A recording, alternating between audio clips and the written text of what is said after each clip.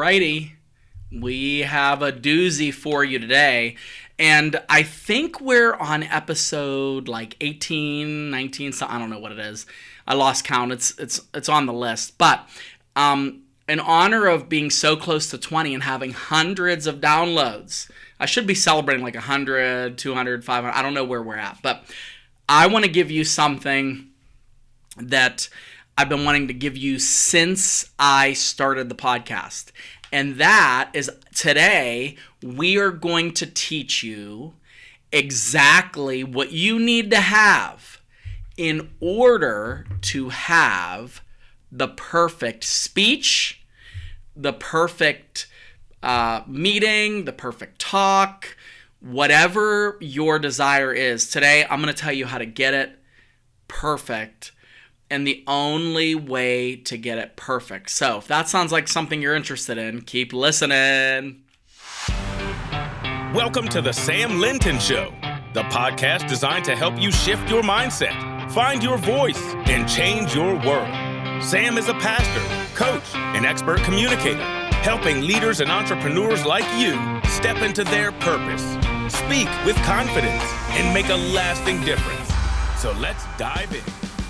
All right, we are at a moment in history where we are coming to the AI age of not knowing the difference between something that's been created by an individual or something that has been manufactured by AI. Like, I might be AI right now. Like, maybe I'm AI. And I really want to disabuse you of that notion, because if I was AI, I would take the white out of this beard. I would do a little something more modern with the hair. This is like the best I've got. I would try to do something. It would not be what it is. But we are. You can't tell. I watched an entire like 2-minute video that I thought was the president giving a press conference, and it was AI generated. And if it wasn't for the content, I would have thought it was him. And I think it's really, really difficult. So the problem is, one of the things about AI, and we're not here to talk about AI, we're here to talk about getting you perfect, but one of the problems with AI is that AI comes across often as perfect. It comes across polished. Like, when you see something that's written with AI, it's so polished that you can't differentiate that there's anything human about it. And it's not like anything that is new. It's something that's kind of older. So today, I want to ask you if you're interested in learning how to be perfect. Because to a degree, we all are, right? Like, I mean, you're a leader. If you're listening to this, there's a high chance that you're an executive. You are a person that has risen in your organization as a person who people call on to speak a great deal. So, with that in mind, wouldn't it be great if you could just be perfect? Like, wouldn't it be amazing if every single time you spoke, every single time you led a Teams meeting, every single time you got up to deliver a keynote, something inspirational to your team, every single time you knocked it out of the park? If that would be interesting to you, well, today I'm going to help you to do that. All right? So the first way to get to this, I'm just going to jump right into it, if you want to get perfect, is to realize that the idea of getting your communication perfect is a trap. I picture that Admiral Akbar, I think, from Star Wars. It's a trap! You know, the fish face looking guy. Google it. It's a meme. You could Google it.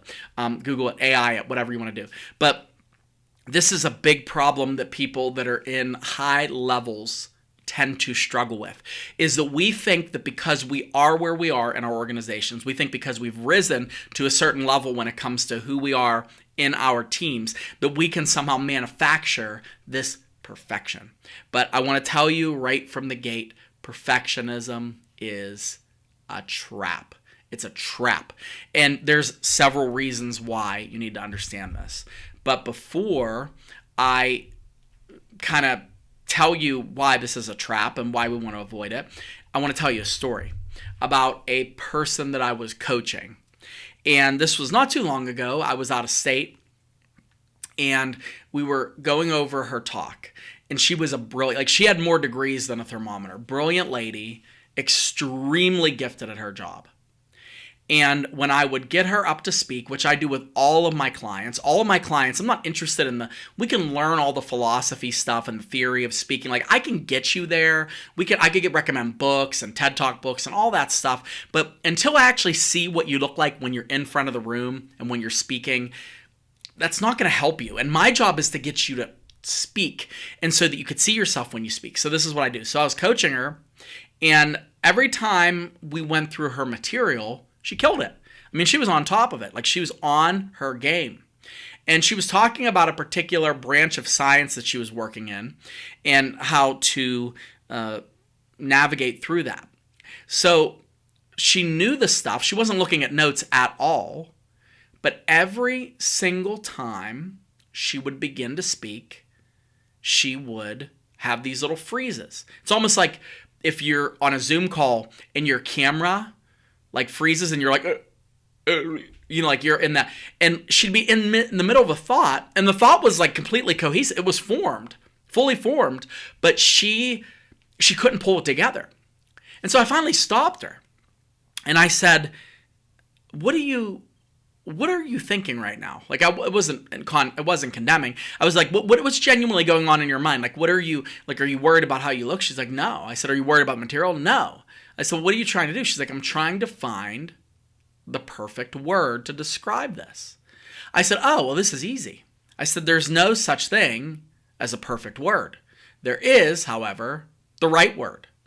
And as Stephen King has said in his book on writing, if you wait a minute, you're always going to find another word. There's always another word, but the first word that you say is usually the right word.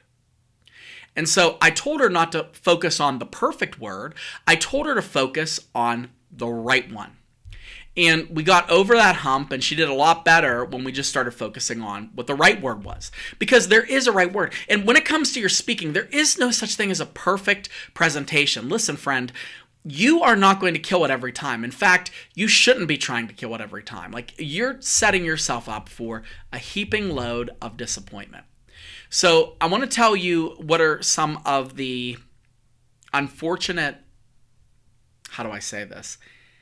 Some of the unfortunate symptoms of trying to be perfect. So I'm going to give you the symptoms, and then we're going to diagnose it with like how to think of this instead. So the first symptom, and I've talked about this a little bit previously, is if you're looking to be perfect when you speak, you're going to over-prepare like your life depends on it. I mean, you are going to over-prepare like you have the test of a lifetime, that your words are magical words. They have to be spoken in that order, like it's like a Harry Potter spell. If you get them out of order, you're going to fail miserably. You're going to be looking for the perfect words. And so you're going to over-prepare as if somebody is holding a gun to your head and you can't even move from that spot until you nail it. So the over-preparation part is going to completely sap the joy out of your preparation. You are going to be so miserable. I've gone over this thing a million bloody times, and it's so annoying. So the over-preparation. And some of the best talks that I've coached my clients on, I had a client that I'm working with right now, brilliant guy, amazing entrepreneur, extremely gifted business leader. Somewhat famous, like he's 5 Mile famous, is a really good guy. The best talks that I've coached him to deliver are ones that he has written in 5 minutes. Now, I know that's some of you right now, if you're over preparing and you're sitting by the radio listening to this with a notebook, sitting by the radio listening, like by the note, like a radio, like it's 1954 and you're listening to a new episode of some sort of like show on the radio, like you're sitting by the radio listening, like how old am I? Like what is happening? Like I feel like I just broke my hip. All right, I'm sorry. Let me rephrase that. You're listening to this on a podcast on your phone, and you might be trying to jot some notes down into your phone. There we go. Whew, okay, I'm back to my generation. you are writing notes down, and when you heard me say some of the best talks dude has done, he's written in 5 minutes, you threw up a little bit in your mouth. I get that. Listen, I am with you. I am a recovering over-preparer, I don't know how many R's to put in there.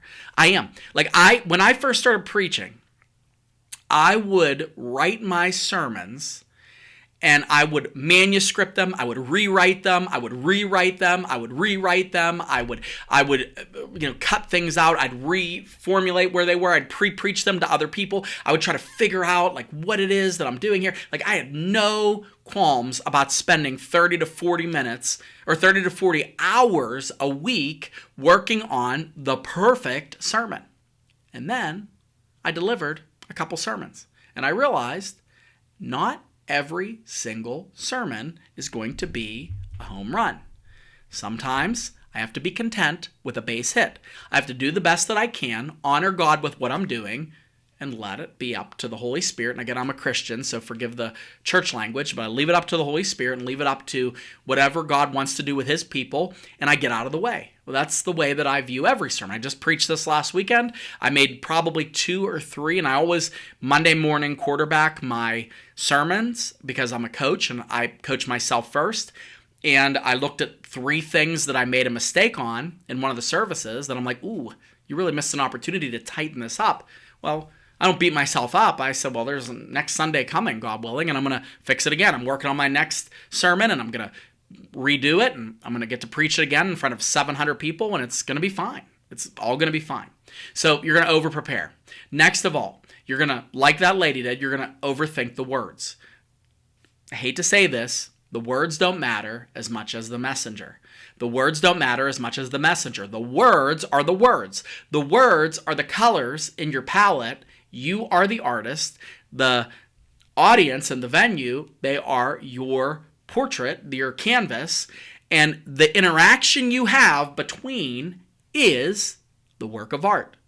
You have to look at the words as tools and not you being in service to the words. Because if you over-prepare, there's a really high chance you're going to overthink every single word. And when you overthink each word, the words that you say are going to come across formulaic. They're going to be very lifeless. They're not going to have any air of a conversation. This is a conversation. I'm not talking to hundreds of people that are listening to this right now. I'm talking to one person.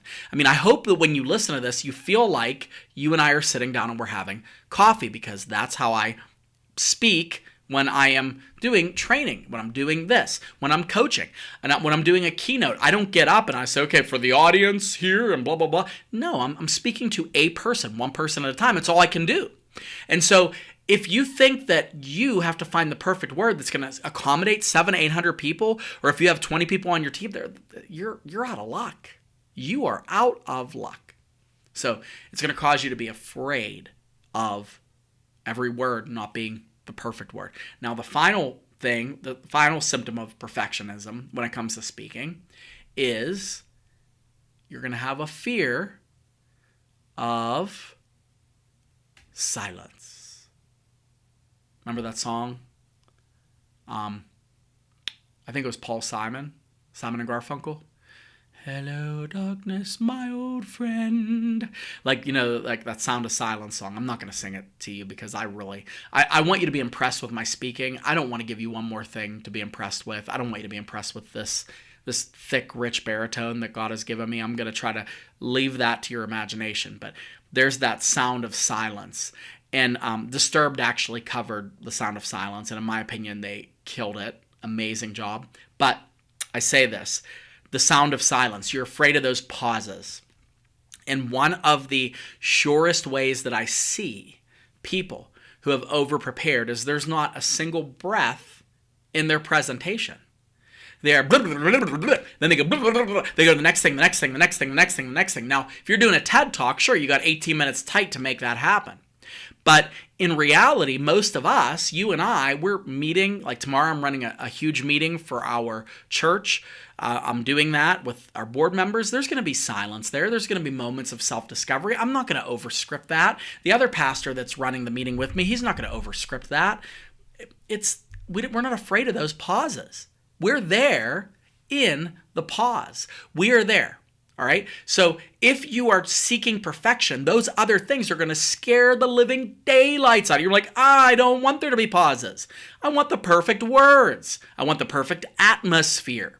But it doesn't exist. I promise you, it doesn't exist. All right. So here's what our aim is. So we're not going to over-prepare. We talked about this. We're not going to overthink each word. We talked about that. And we are most certainly not going to be afraid of them. They're pauses. Those pauses, Dale Carnegie calls it allowing silence for self-discovery. Those moments of pause are often some of the most memorable in your talk, believe it or not. So use that silence to your advantage. Now, here's the cool thing. What instead should we aim to be?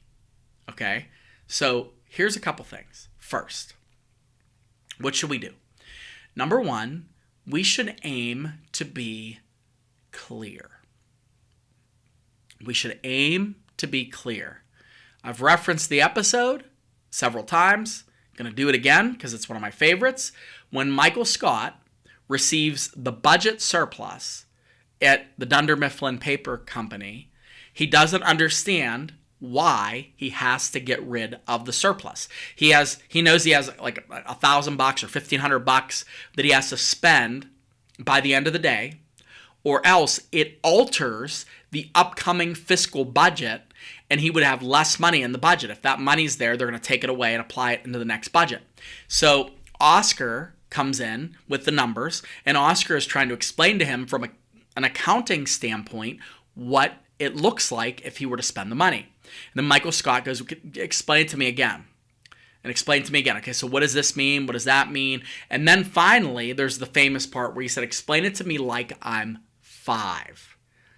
And Oscar's eyes light up and he goes, you have a lemonade stand and, you have a year for the budget. And, he goes through and he explains exactly what that would look like for a 5-year-old, and Michael Scott finally understands that he has to get rid of that surplus or else he's going to lose the resources that are given to him by corporate. So why does this matter, and why is this lesson important for speaking? Because you want to focus on being clear more than perfect.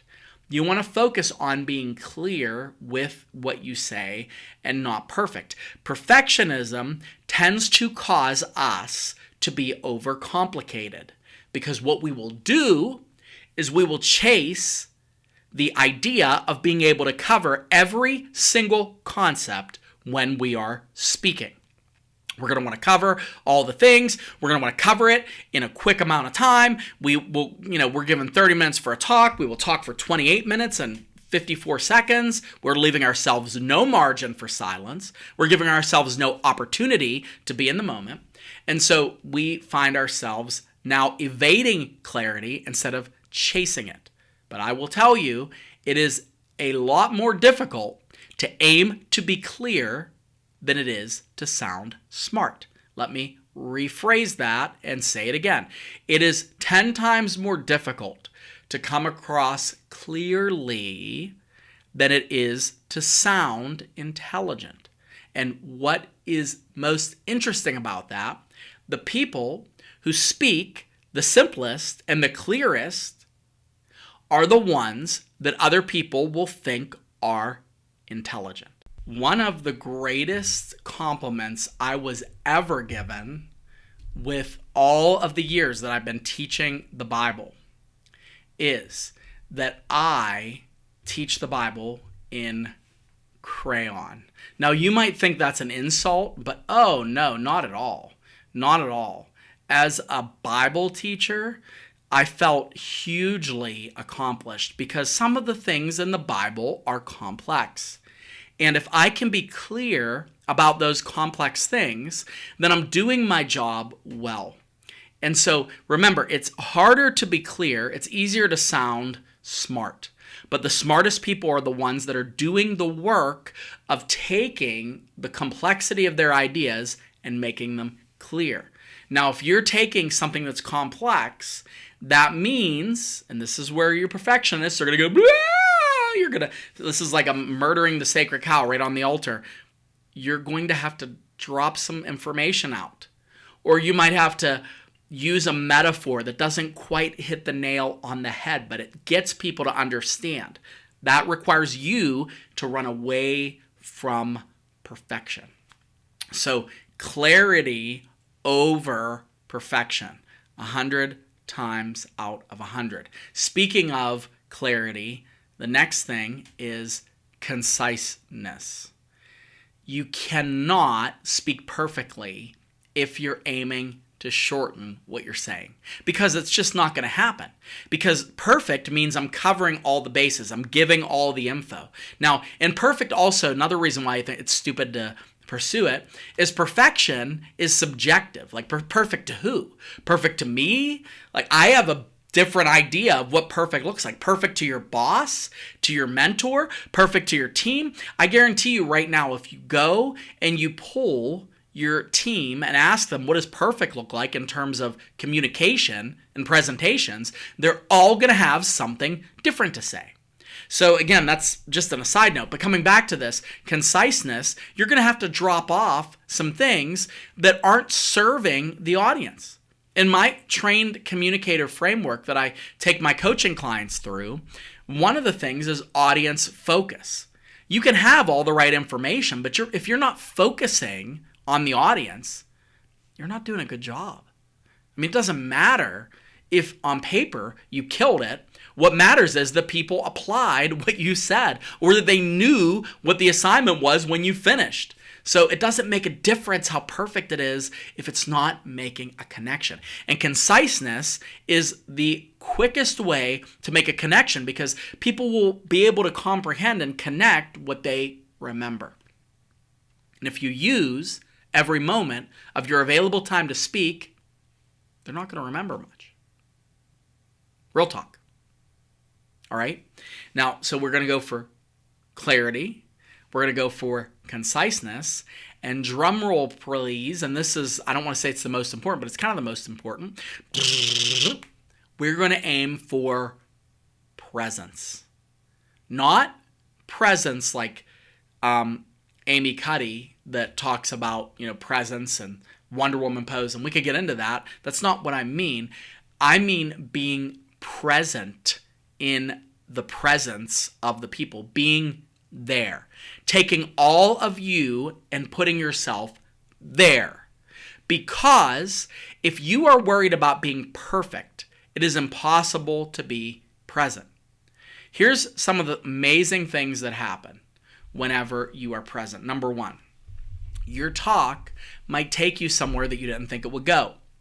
Number two, you are able to riff off of something weird that happens. Let's say there's an explosive boom from one of the speakers, or let's say somebody sneezes and it makes a weird noise. Let's say that you are in the middle of a workshop and somebody gets up and delivers something and there's a big joke that happens in their part of the workshop. You now have the opportunity, because you're present, to connect to what already happened and build that camaraderie with the audience.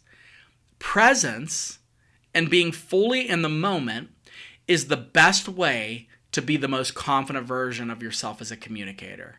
This happens a lot, especially if you run a lot of meetings.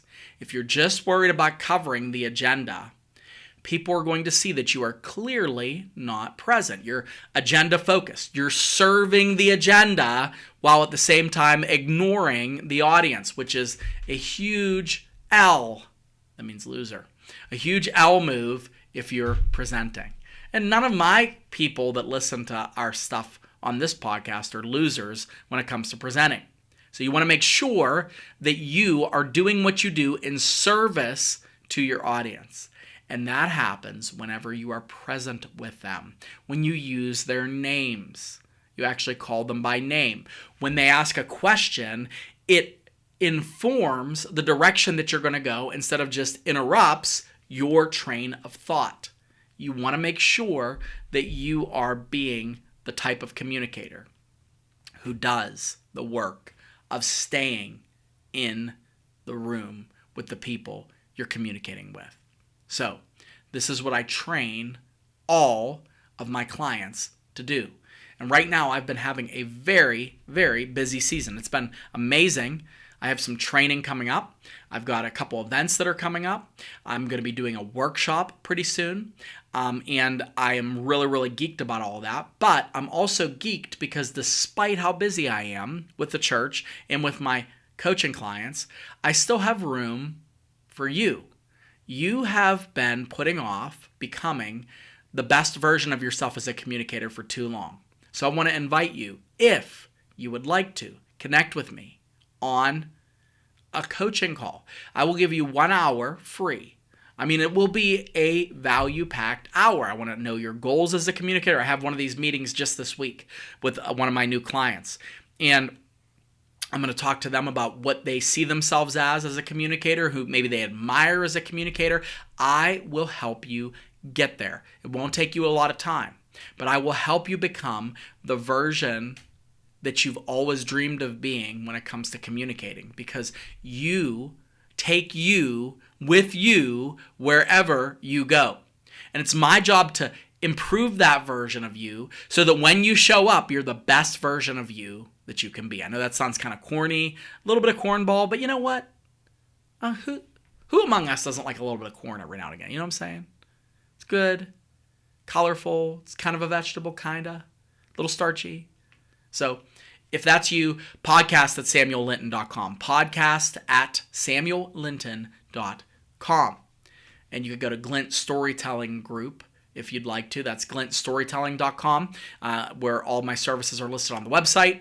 Would love to be a part of your development. In the meantime, until next time, shift your mindset, find your voice, change your world. See you soon. Thanks for tuning in.